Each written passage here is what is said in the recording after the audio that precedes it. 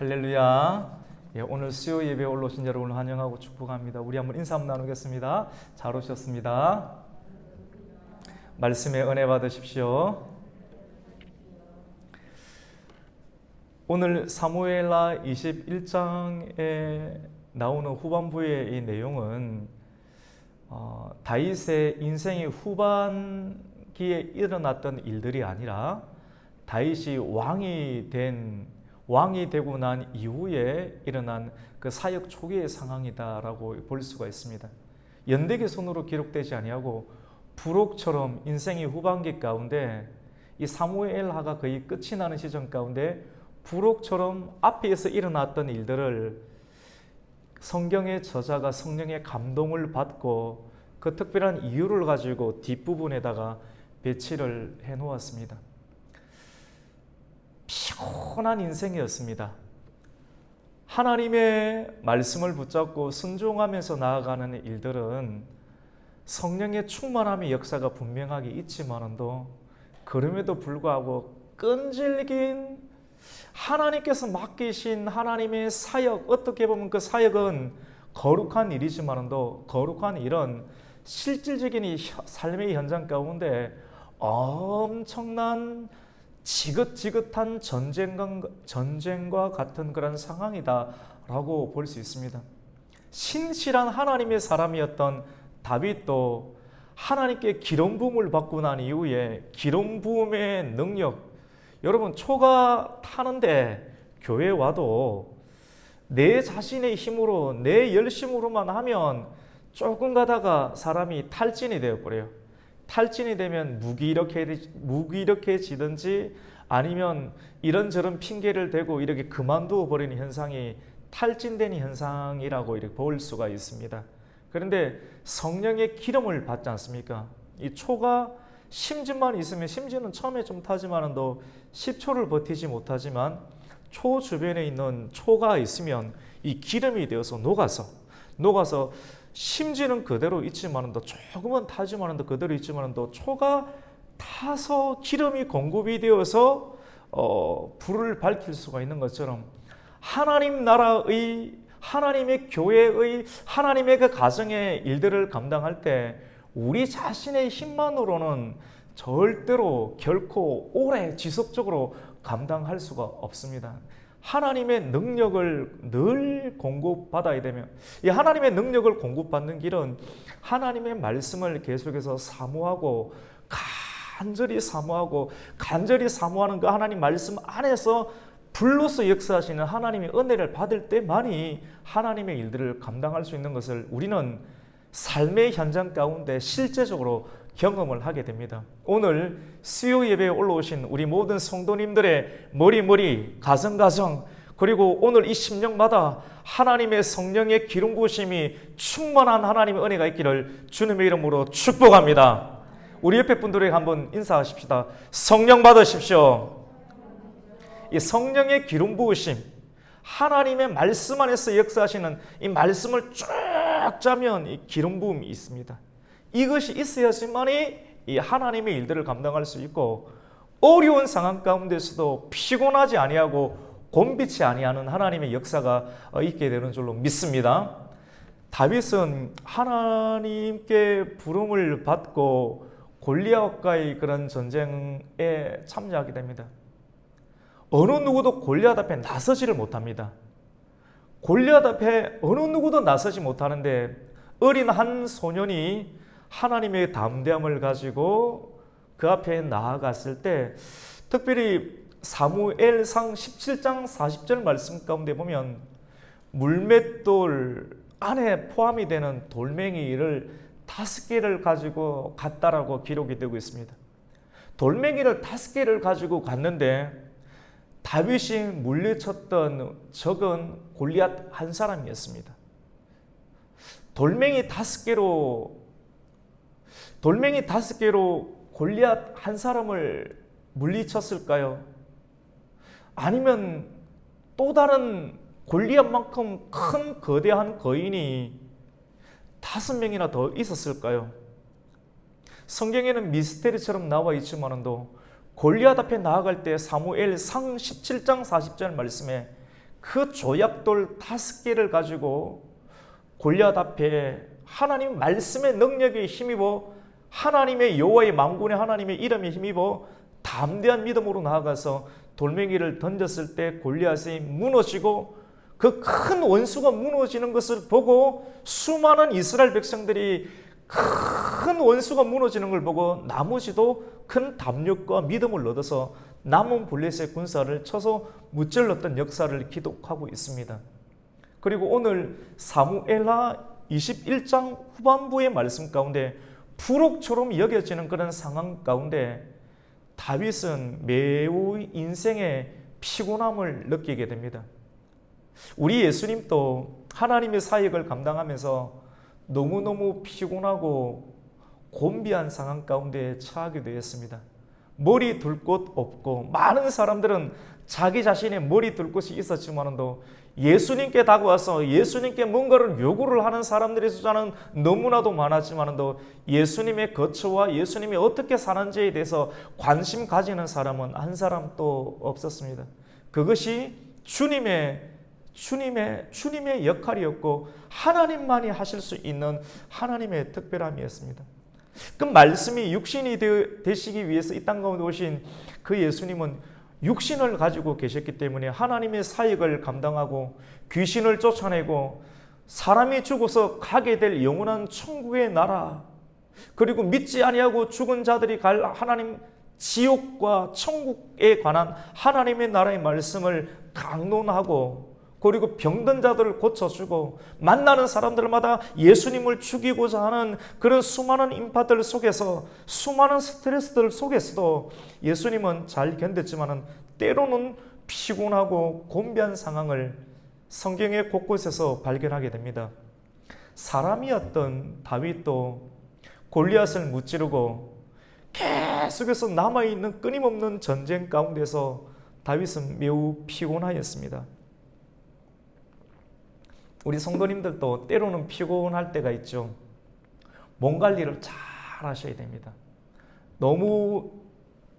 너무 일을 많이 하셔도 그 다음날 우리의 몸이 지치게 되면 또 하나님 나라의 몸 가운데 마이너스가 되기 때문에 우리의 몸을 매우 지혜롭게 성령의 은혜 가운데 관리하는 것도 중요한 하나님 나라의 관리법이다 할 수가 있습니다. 다윗이 매우 피곤하고 몸이 지쳤는데 여러분, 왜 피곤해지는 현상이 일어납니까? 여러분은 어느 때 피곤합니까? 많은 경우가 있지만 말씀과 연관지어서 볼 때는 첫 번째로는 혼자 일을 감당하면 피곤합니다. 장사가 없습니다. 혼자 감당하면 오래 가지 못하고 쓰러지고 넘어지게 됩니다. 그래서 영이신 하나님께서는 사람에게 하나님 나라의 일을 감당할 때 모세를 통해서도 천부장, 백부장의 조직을 통해서 함께 그 일을 감당할 수 있도록 이 직분자를 맡기게 된 것이죠. 다윗은 여러 가지 일들을 감당하였죠. 그리고 또 한 가지 문제로 인해서 계속해서 반복적으로 문제가 해결되지 아니하는 것을 볼 때 사람이 지치는 경우를 경험하기도 합니다.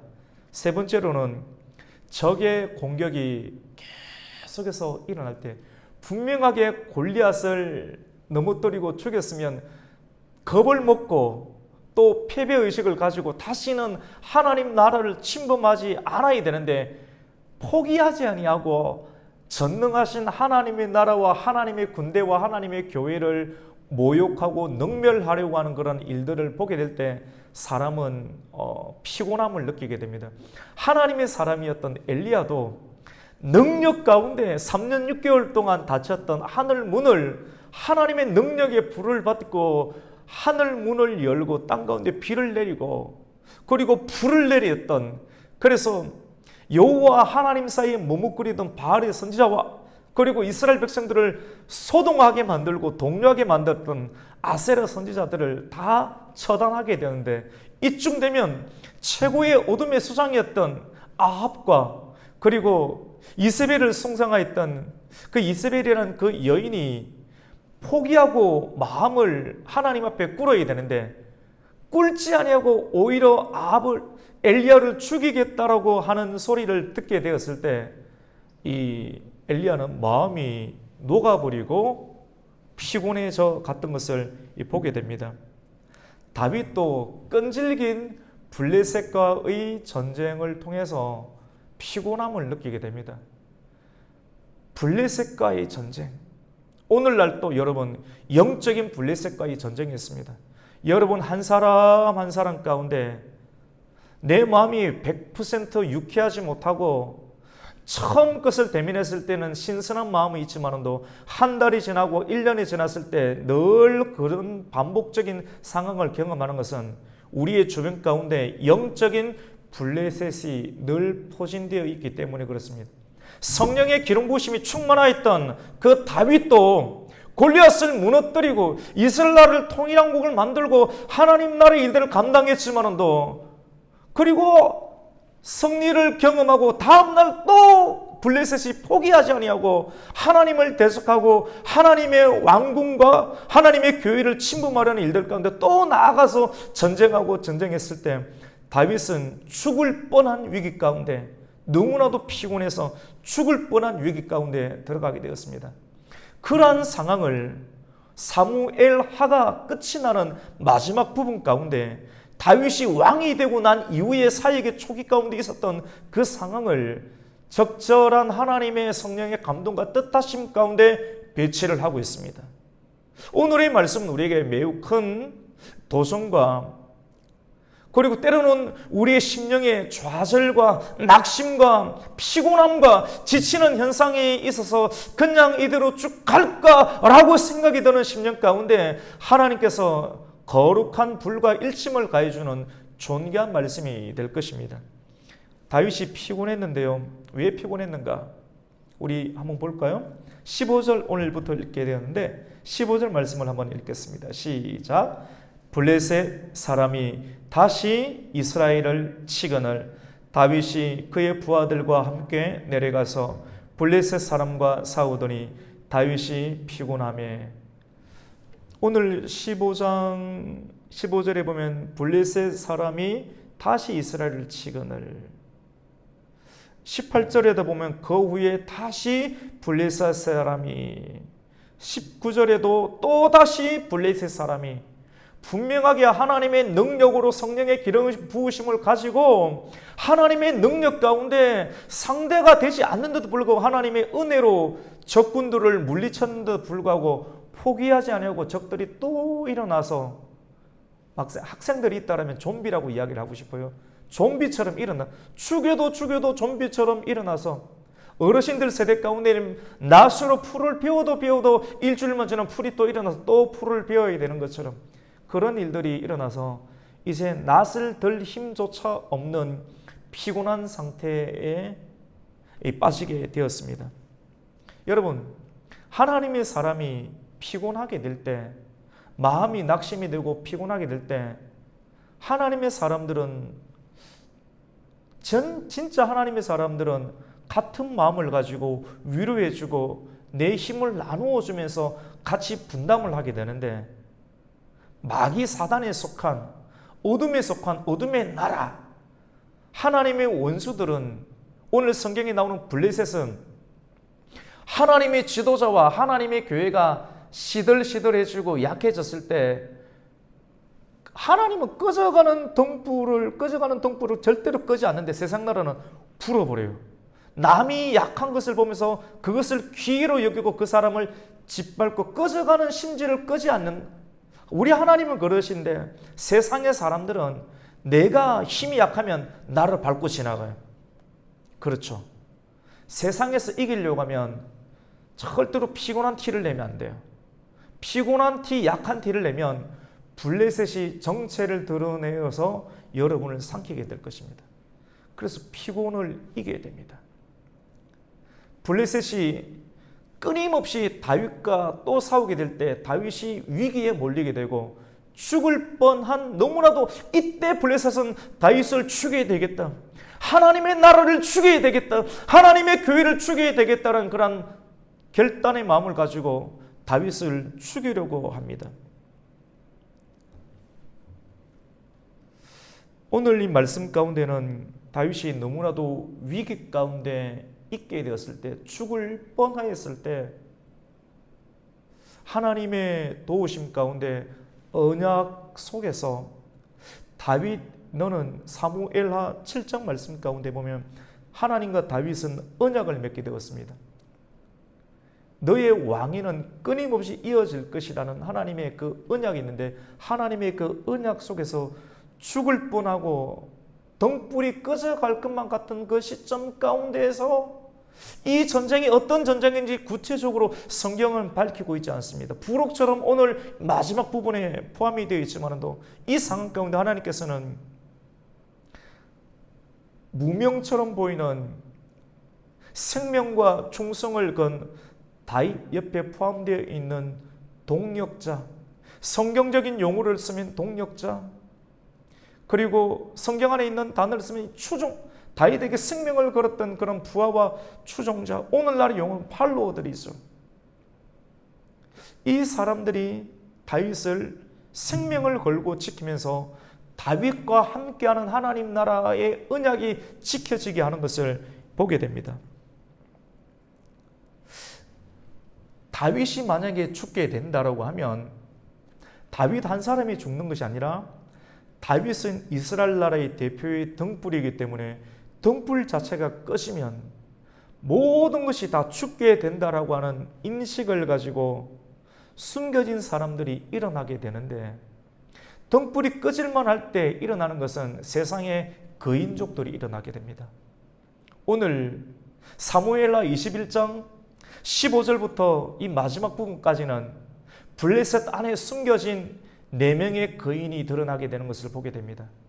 사무엘상 17장 40절에 만군의 여호와 이름으로 조약돌 5개를 들고 나아가서 하나님의 이름을 능욕하고 하나님의 군대를 모멸하는 골리앗을 돌멩이 하나로 쳐 부셨던, 도대체 나머지 4개의 돌멩이는 어디에 있을까 우리는 궁금해하지만도 미스테리처럼 보는 그런 상황이 오늘 본문 가운데 4명의 거인들이 더 있음을 오늘 성경은 밝히고 있습니다. 사람이 하나님의 지도자가 피곤해할 때 마귀 사단은 최고 강수를 두면서 블레셋의 최고의 장수들, 골리앗처럼 최고의 거인족들을 드러내어서 끊임없이 피곤하게 만들고 다윗과 다윗에게 있는 하나님의 언약과 하나님의 나라를 죽이려고 하는 그런 시도를 보이게 되는 것을 우리는 오늘 부록의 말씀을 통해서 발견하게 됩니다. 어떤 사람이 등장하느냐면 아스비브노, 이름도 어려워요. 아스비브노, 같이 한번 해봅시다. 아스비브노이라는 사람이 있는데 거인족입니다. 성경은 이 사람, 오늘 4명의 거인 가운데 첫 번째 거인이 피곤한 다윗을 죽이려고 하는데 그 첫 번째 거인이 아스비브노이라는 사람인데, 아스비브노에 대해서 어떻게 소개하고 있느냐면 그가 창을 들고 있는데 300세겔이나 되는 놋창을 들고 있다. 놋은 굉장히 무겁습니다. 그리고 300세겔이라고 숫자까지 언급해 가면서 거인이 얼마나 큰 거인인가를, 300세겔이 몇 킬로그램인가 그 자체의 의미가 없어요. 성경이 300세겔의 놋창을 들었다는 그 자체는 일반 사람이 도저히 들 수 없는 어마어마한 무게의 창을 말하고 있는 것입니다. 그러니까 엄청난 거인이라고 하는 것입니다. 오늘날 많은 사람들은 숫자에 기가 죽어버려 봅니다. 숫자에 300이라고 하는, 300이 가지고 있는 그 사람이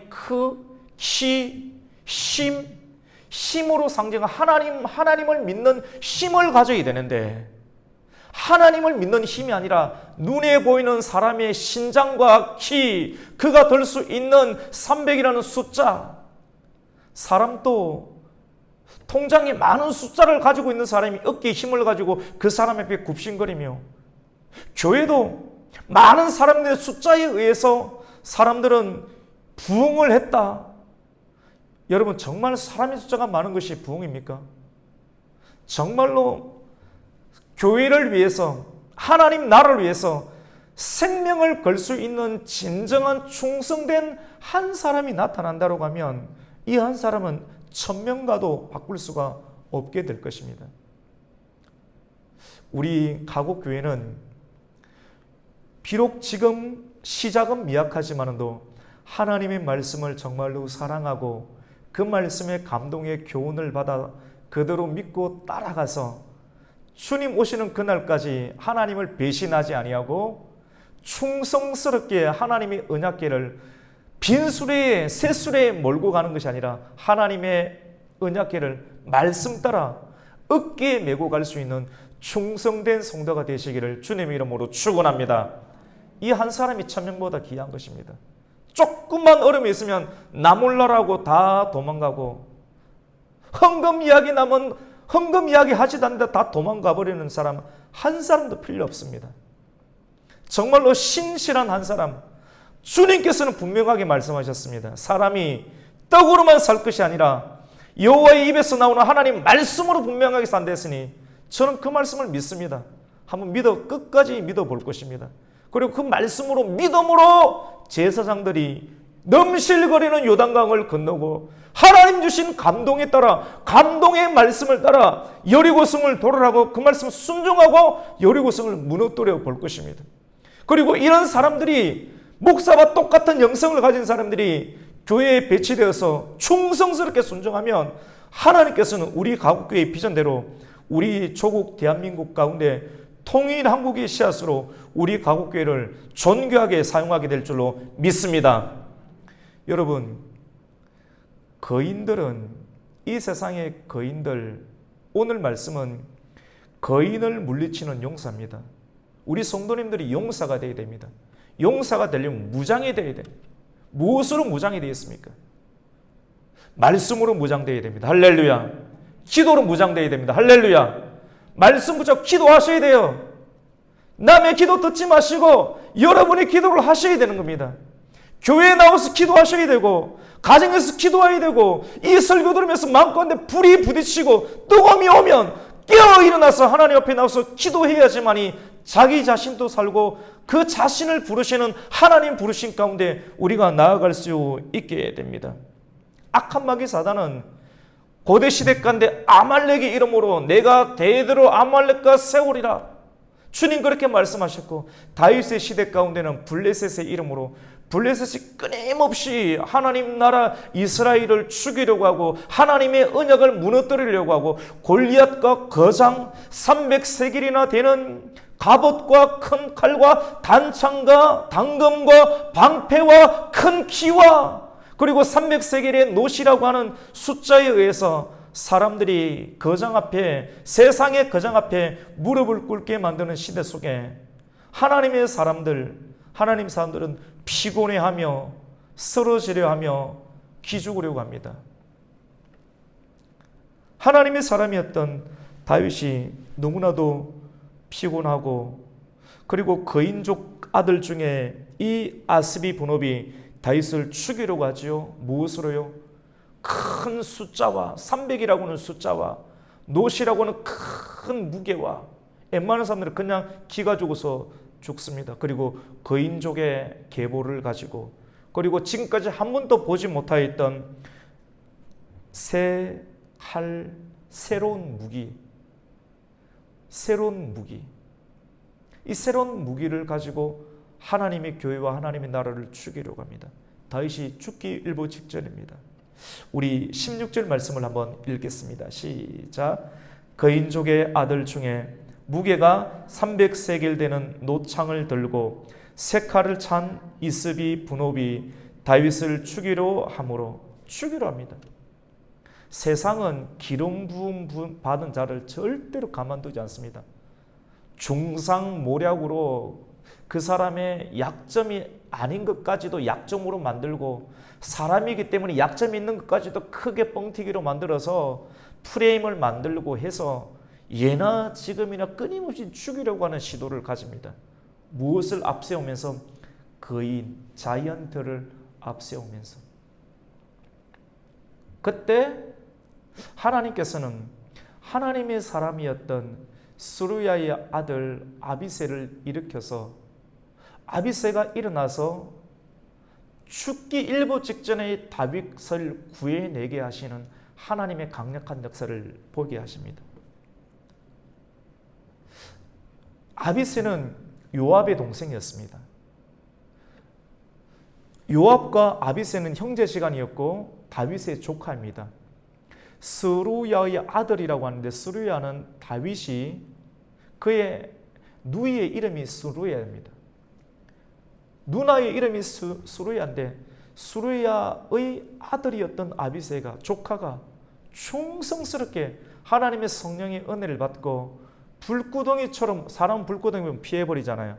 그런데 자기가 죽을 것 같지만도 불구덩이 속에 하나님의 사람을 구해야겠다라는 믿음을 가지고 성령을 받고 그 적진에 들어가서 죽기 일보 직전의 그런 다윗을 구해냅니다.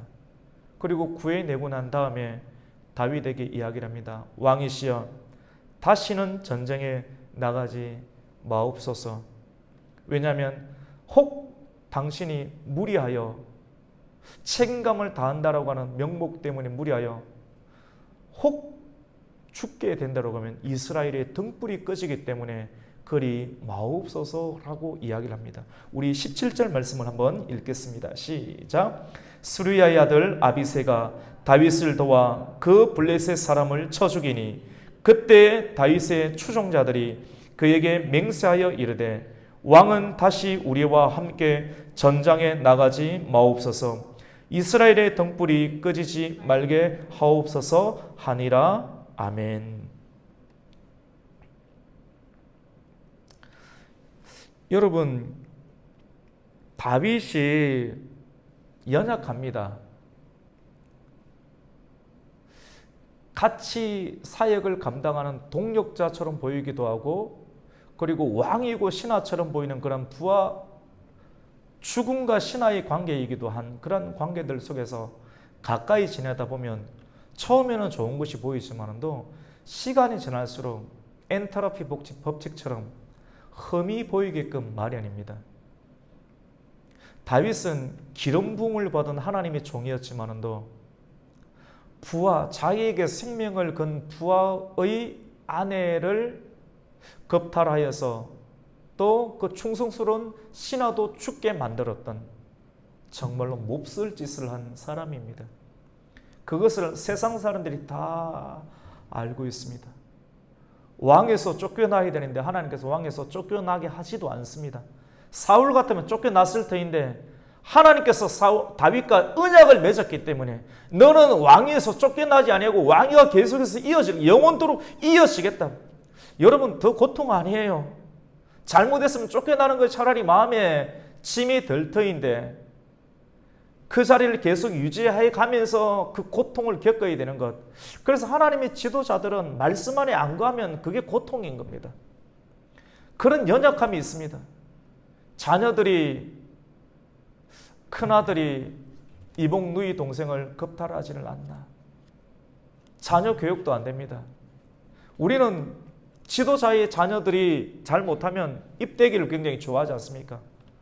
자녀 교육은 마음대로 되지 않습니다. 여러분이 잘 아는 것처럼 아무리 부모들이 열심히 한다 할지라도 아담과 하와가 정말 잘해도 가인 같은 사람이 나타나고, 사무엘이 그렇게 위대했지만도 사무엘에게는 하나님께서 기뻐하지 않는 그런 자녀들이 나타나기도 하고, 다윗에게도 하물며 하나님의 자녀들인데도 죄를 짓는 우리 같은 사람들이 많이 있는 것을 볼 때 자녀의 문제는 함부로 이야기할 수 없는 것을 우리는 바라보게 됩니다. 근데 이 땅에 사는 사람들은 자녀 문제, 압살롬이 아버지를 대적하고 반란을 일으키고 가정에서 실패했죠. 또 충성스러운 부하를 죽이기도 하죠. 지도자가 흠이 있습니다. 흠이 있는 그 상황을 다 알고 있는 상황 속에서 사역 초기에 일어났던 상황을 마지막 말년의 부분 가운데 21장 가운데 이것을 기록해 두고 있습니다. 하나님의 교회가 계속해서 불이 꺼지지 아니하고 이어져 가기 위해서는 다윗 한 사람의 언약을 받은 한 사람의 힘만으로는 결코 감당할 수가 없고, 그래도 생명을 바쳐서 하겠다라고 다윗이 생명을 걸고 죽을 줄 알면서 그 아스비 분옥과 싸움을 하고 죽기 일보 직전 가운데 불구덩이에 죽을 줄 알고 들어가는 다윗을 보면서 스루의 아들, 가장 가까이 있는 친척이었던 용맹한 아비새가 생명을 걸고 하나님의 용맹 가운데 다윗을 건져주게 됩니다. 여러분, 흠이 있지만 하나님의 나라가 계속 이어지기 위해서는 어떻게 해야 됩니까? 흠을 계속해서 이야기하면 안 됩니다. 저는 개인적으로 그래서 이 성경의 실질적인 원리를 깨닫고 난 다음에 흠 이야기하면 이야기를 하지 말라고 합니다. 왜냐하면 그것이 맞는데, 그렇게 흠을 이야기를 하면 그 흠을 이야기하는 그 사람의 영성뿐만 아니라 그 가정과 삶 자체가 안 좋아집니다. 안 좋아지기 때문에 억지로라도 그거 하지 마십시오. 계속하면 인상을 쓸 때가 있습니다. 아이고, 젊은 사람이 고약하네, 이래 보지 마시고, 그래, 우리를 위해서 그렇게 하는 목자의 심정이구나, 이렇게 생각을 하시면 됩니다. 스루야도 다윗을 보았을 때 흠이 다 있었지 않습니까? 근데 생명을 걸고 나라를 지키려고 하는 그런 다윗의 면모를 보고 스루야는 차라리 저기 죽도록 내버려 두는 그런 상황이 아니라 자기가 생명을 걸고 왕으로 인정해 줍니다. 다윗을 무엇으로 인정해 줍니까? 같이 봅시다. 이스라엘의 등불, 그 흠 있는 사람, 자기의 부하, 충성스러운 부하의 아내를 겁탈하고 죽어야 될 사람 아닙니까? 그리고 충성스러운 그 사람을 죽이고 용서받지 못할 큰 죄를 져서 그 사람의 허물을 알고 있는데, 누가요? 우리가. 그런데 허물을 알고 있는데 그 사람이 죽을 때, 그 사람이 죽으면 이스라엘이 죽어버려요. 이거를 깨닫는 영성이 있습니다. 아비새에게 이것을 깨닫게 하시는 하나님의 은혜가 임했기 때문에 아비새는 생명을 걸고, 저 사람이 혐의 있는 사람이지만도 저 사람이 죽으면 우리나라 모든 것이 다 죽게 된다라고 하는 하나님께서 주시는 인식을 가지고 생명을 걸고, 돈을 아마 1억을 줘도 안 들어갔을 거예요. 사람이 돈으로 움직이는 건 아니더라고요. 돈 정도로 움직이는 사람은 하나님 나라의 기초가 기둥이 못 되지요, 사실은. 그런데 아비새는 하나님의 은혜 가운데 생명을 걸고 다윗을 살려내고, 그리고 다윗에게 이야기합니다. 당신은 이제 전쟁에 나오지 마십시오. 당신이 죽으면 이스라엘의 등불이 꺼지게 됩니다 라고 이야기를 합니다. 이쯤 되면 블레셋이 포기해야 되지 않습니까? 포기 안 해요. 골리앗과 똑같은 거장이었던 아스비 분업이라는 사람이 죽었음에도 불구하고 또 어둠의 세력들은 일어나서 하나님의 교회와 하나님의 나라와 하나님의 지도자를 죽이려고 하는 시도를, 그러니까 끊임없이 피곤해야 됩니다. 이사야 41장 30절 말씀과 같이 주를 앙모하는 자는, 여호와를 앙망하는 자는 피곤하지 아니하는 하나님의 성령의 능력을 받지 않으면 하나님의 역사를 결코 감당할 수가 없게 됩니다. 그래서 우리는 하나님의 능력을 받아야 됩니다. 하나님의 능력과 하나님의 은사와 하나님의 기름 부으심이 날마다 공급되지 않으면, 왜냐하면 사람 보면서는 절대로 사역을 감당할 수 없기 때문입니다. 하나님의 초월적인 은혜를 진짜 말씀 안에서 경험해야지만이 고대 시대나 오늘날의 시대에도 하나님의 일들을 하나님의 사역에 맞게끔 감당할 수 있게 됩니다. 오늘 18절 말씀 가운데도 보도 또다시 블레셋이 일어나게 되는 것을 보게 됩니다. 곱이라는 지역에서 전쟁을 하게 되는데, 후사 사람이었던 십북에는 거인종의 아들 중에 삽을 쳐서 죽이는 일들이 일어납니다. 우리 18절 말씀 한번 읽습니다. 시작. 그 후에 다시 블레셋 사람과 곱에서 전쟁할 때 후사 사람 십북에는 거인족의 아들 중에 삽을 쳐 죽였고, 그렇습니다. 우리의 삶의 현장은 영적 전쟁입니다. 영적 전쟁. 그래서 용사가 되어야 됩니다. 오늘날에 교회가 많이 시들시들해지고 있는 이유는 여객선이 되기를 원하는 교회들이 많기 때문에 그렇습니다.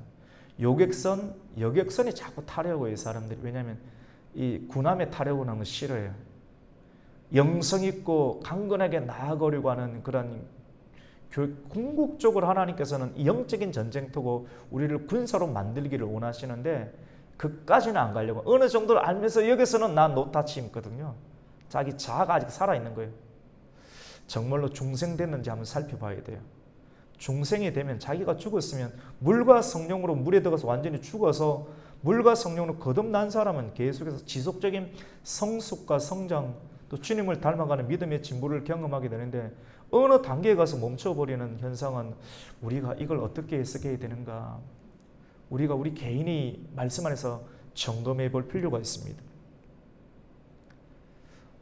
삽이라는 거인족이 또 일어나게 되고요. 근데 그것도 하나님의 은혜 가운데 십북이라는 사람이 무찔러서 이기게 만듭니다. 세 번째 거인족이 나타나는데요. 골리앗의 동생이었던 라흠이라는 사람이 오늘 본문 가운데 등장합니다. 골리앗과 똑같이 생긴 거대한 거인이 있었던 거예요. 근데 그 사람을 다윗의 충성스러운 용사였던 엘하난이 그 사람을 무찌르게 됩니다. 우리 19절 말씀을 읽습니다. 시작. 또다시 블레셋 사람과 곱에서 전쟁할 때 베들레헴 사람 야레 오르김의 아들 엘하난은 가드 골리앗의 아우 라흐미를 죽였는데 그자의 창자루는 배틀째 같았더라. 성경이 묘사하고 있습니다. 성령의 감동으로 기록된 이 성경 가운데 이 거인족이 가지고 있는 채를, 그 칼을 배틀채라고 합니다. 배틀채 같은 창자루를 가지고 있었다. 배틀채가 어떤 것인가? 배를 짜는 틀인가? 쟁기 있지 않습니까? 원문에 보면 소가 밭을 가는 큰 쟁기가 얼마나 기둥이 두껍고 단단합니까?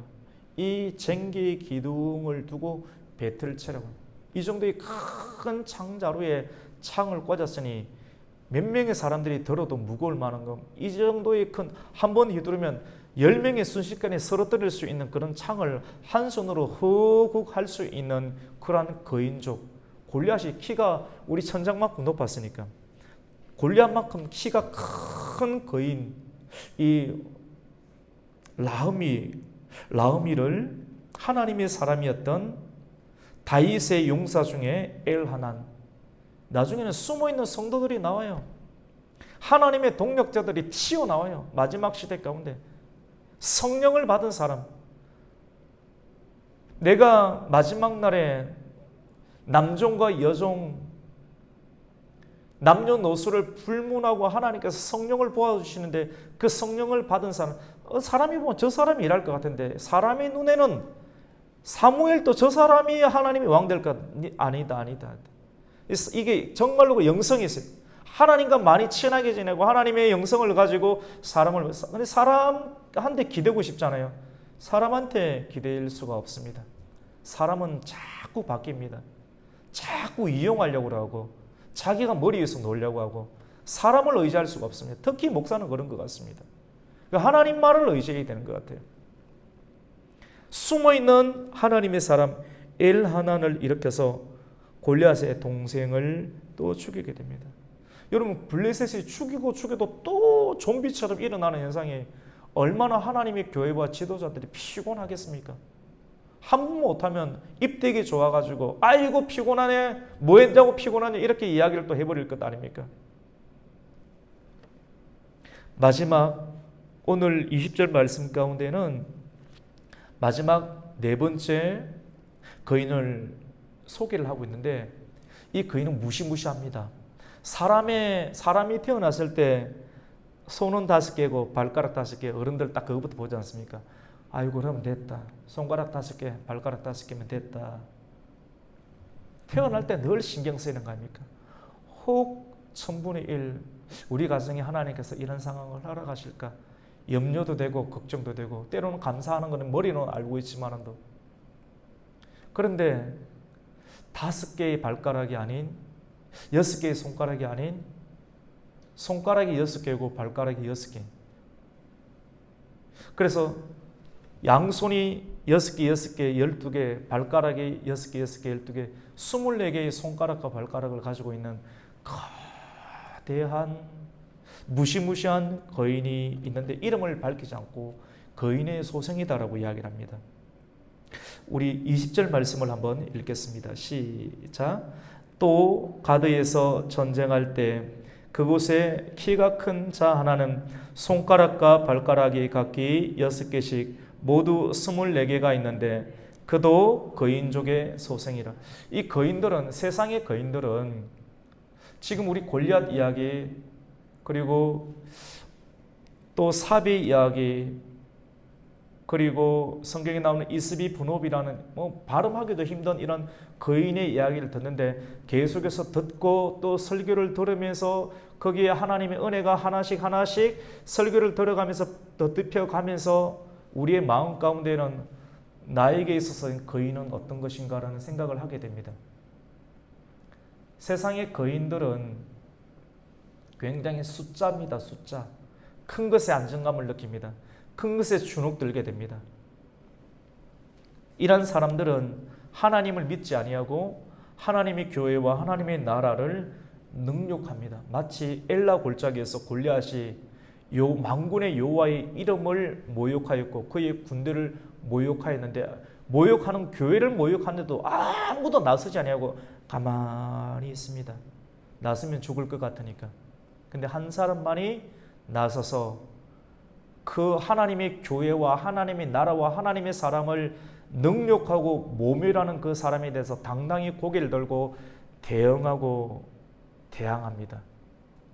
이걸 할 수 있어야 됩니다. 믿음이 있다라고 하면 어느 누구도 못했는데 다윗은 그것을 했죠. 오늘 본문의 말씀 가운데도 다윗과 똑같은 영성을 가진 성도 중에 한 사람이었던 요나단이라는 사람, 그 사람이 일어나서 6개의 손과 6개의 발가락을 가진 그 사람이 하나님의 사람들을 모욕하고 능욕하는 것을 참지 아니하고 믿음으로 인해서 그를 무찔러는, 성경은 이렇게 하기를 원해요. 가만히 있는 것이 그것이 겸손이고 그것이 온유가 아니라고 이야기를 합니다. 하나님의 교회 가운데 장사하고 있는데 그것을 겸손하다 가만히 봐주는 것을 겸손 온유라고 안 합니다.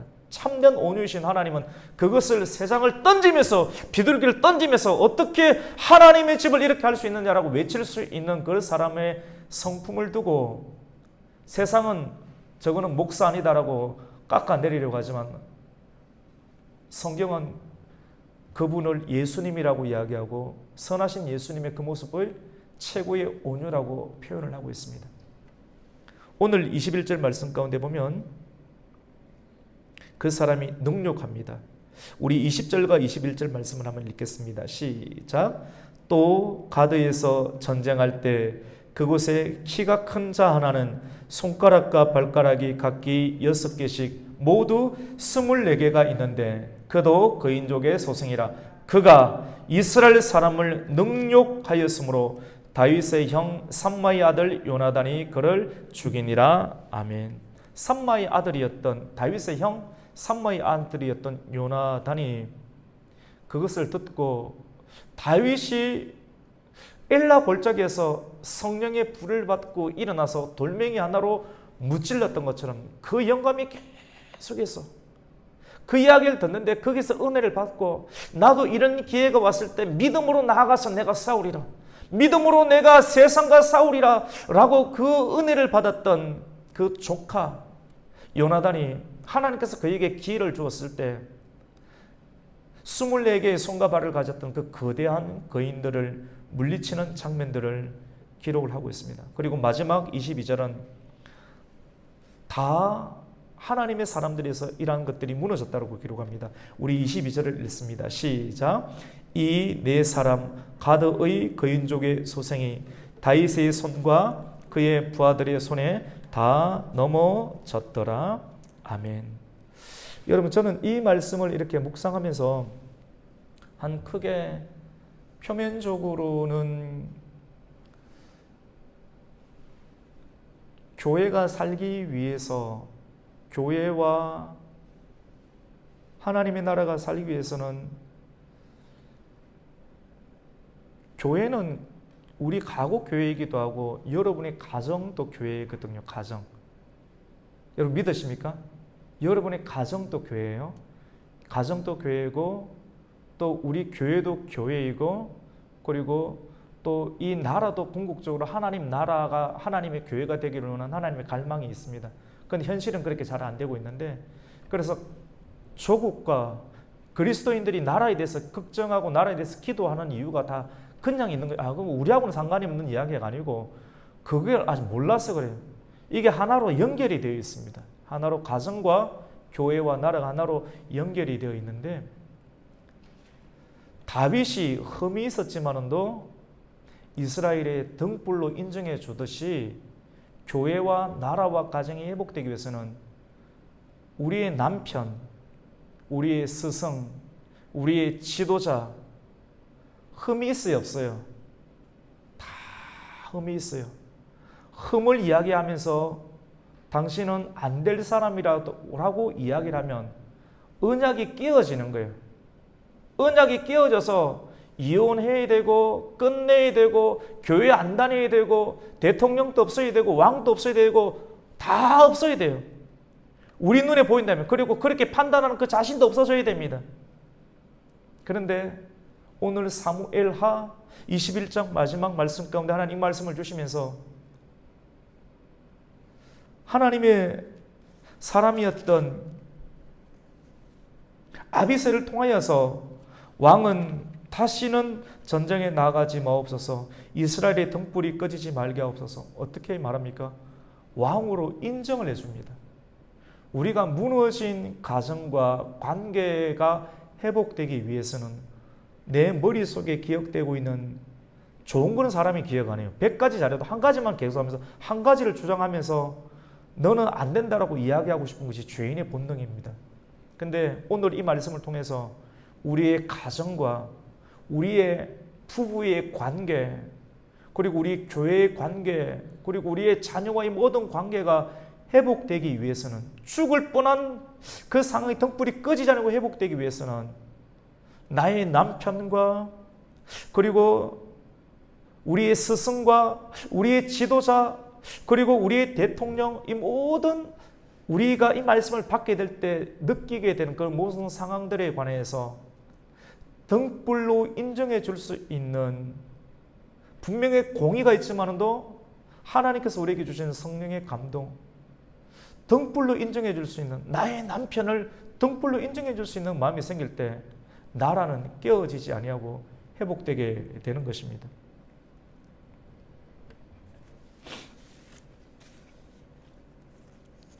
그리고 자기 백성이 능욕당하는 것을 보고 참지 않는 용기를 가지고 일어서게 될 때 나라를 구원할 수 있고 교회를 구원할 수 있는 하나님의 역사가 일어나게 되는 것을 이렇게 보게 됩니다. 영적 전쟁입니다. 다윗에게는 골리앗이 있었고, 또 골리앗이 죽은 이후에도 남아있는 골리앗과 같은 거인들이 계속해서 남아있게 됩니다. 저와 여러분의 삶 가운데도 이 문제가 해결되고 난 다음에도 모든 것이 또 평탄할 것 같지만 숨어있는 우리의 위기 가운데 찾아서 드러나서 숨어있는 4개의 그런 거인들이 또 남아있을 수 있게 됩니다. 우리 힘으로는 안 돼요. 누군가의 도움이 필요한데 누군가의 그 도움으로 우리가 계속 살아남고 하나님의 언약을 이어가기 위해서는 오늘 말씀과 같이 내가 흠으로 바라보지 아니하고 내가 인정해 줘야 될 그런 왕, 그런 사람, 그런 주군, 그런 동력자가 있다라고 하면 오늘 말씀을 통해서 하나님, 내가 그 마음을 가지고 당신을 이스라엘의 등불로 여길 수 있는 그 마음을 가지겠습니다라고 우리가 한번 마음을 새롭게 했으면 좋겠습니다. 그리고 우리에게 무너뜨려야 될 거인들이 있습니다. 다윗에게는 블레셋의 거장들이었지만도 오늘날 이 시대에 이러한 거장들은 남아있지 않습니다. 우리에게는 눈에 보이지 않는 영적인 거인들이 있습니다. 거짓의 거인. 사람들이 계속 거짓말을 해요. 살아남기 위해서. 거짓과 정욕과 탐욕과 엄난과 나태함과 무기력함과 실정. 그 실정이라는 것이 끊임없이 무너져요. 엄난에 끊임없이 무너지게 되고 거짓에 끊임없이 무너지게 됩니다. 그 큰 거인들 앞에서 우리에게 있는, 내가 날마다 질 수 있는 그런 거인들이 있다라고 하면, 이 거인을 이길 수 있는 유일한 힘은, 거인들은 300세겔의 놋, 그리고 배틀체라고 하는 큰, 그리고 24개의 손과 발이라고 하는 숫자와 크기를 가지고 압도해 오고 있지만도, 이 거인들을 이겼던 하나님의 사람 요나답이나, 그리고 성경에 나오는 엘하난, 십북의 아비새 같은 사람이 무엇으로 그들을 무찔렀다라고 이야기를 하고 있지 않습니다. 하나님이 밝히고 있잖아요. 이 말은 뭐냐면 하나님의 능력으로 했다는 것입니다.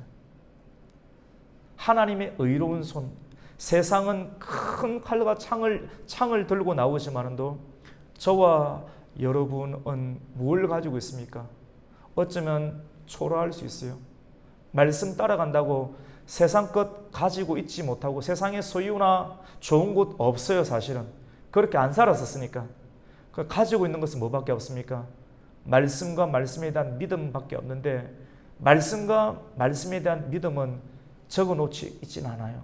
근데 분명하게 그 말씀에 대한 신뢰와 믿음을 가지고 나아갔을 때 하나님께서는 거인들을 물리쳐 주셨다라고 하는, 성경과 성경 속에 있는 공백 가운데 있는 글자들 우리는 찾게 됩니다.